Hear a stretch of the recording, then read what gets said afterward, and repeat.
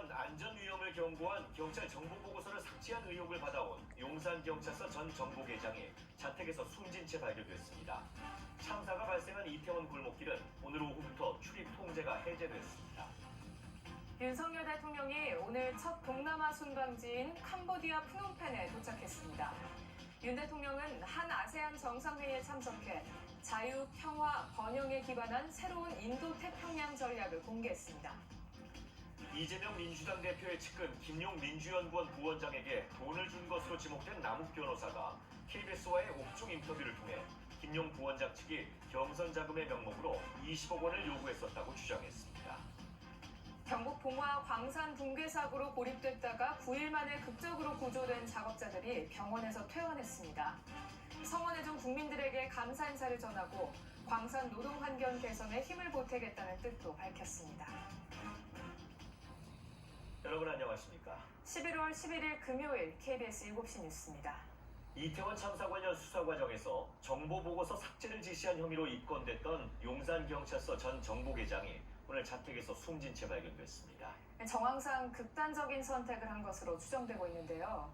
윗선보다는 실무자들 위주로 진행되었던 수사 방향을 놓고 적지 않은 논란일 것으로 보입니다.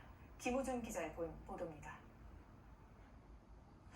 용산경찰서 전 정보계장 정모경감은 자택에서 숨진 채 발견됐습니다.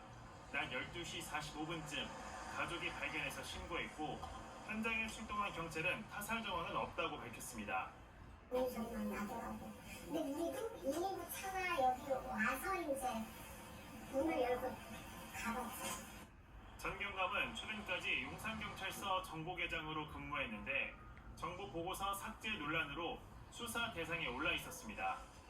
참사 사흘 전인 지난달 26일 부하 직원이 작성한 공공안녕 위험 분석 보고서 특수본의 첫 압수수색이 있던 지난 2일 컴퓨터에서 삭제됐고 수사팀은 그 과정에 개입한 혐의가 있다며 정 경감을 지난 6일 피의자로 입건했습니다. 지금까지 피의자가 된 현직 경찰 4명 가운데 가장 낮은 계급이었습니다. 특수본은 정 경감에게 증거인멸과 직권남용, 업무상 과실치사상 혐의까지 적용했는데 실무자에 대한 지나친 압박이 아니냐는 논란을 사기도 했습니다. 삭제된 문제의 보고서는 압사나 인명사고를 직접 언급하지 않았고 도로 난입과 교통사고 등에 대한 우려를 주로 담았습니다. 이태원 참사와의 직접 관련성을 단정짓기 어려운 대목입니다. 또한 경찰관 정보 수집 규정상 정보보고서는 열람 후 폐기가 가능한 것으로 되어 있습니다. 경찰 내부 게시판에는 지휘부 대신 실무자에게만 책임을 전가하다 이런 사태가 벌어진 것 아니냐는 비판 글이 올라오기도 했습니다.